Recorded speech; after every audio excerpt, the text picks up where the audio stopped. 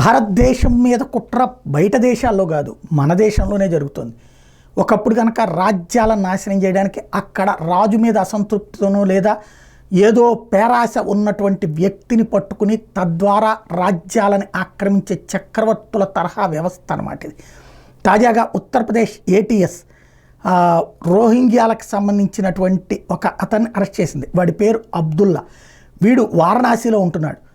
వీడు ఏంటంటే జాగ్రత్తగా ఆ బర్మా నుంచి దొంగదారిలో వచ్చి అక్కడికి వచ్చినటువంటి వాడు.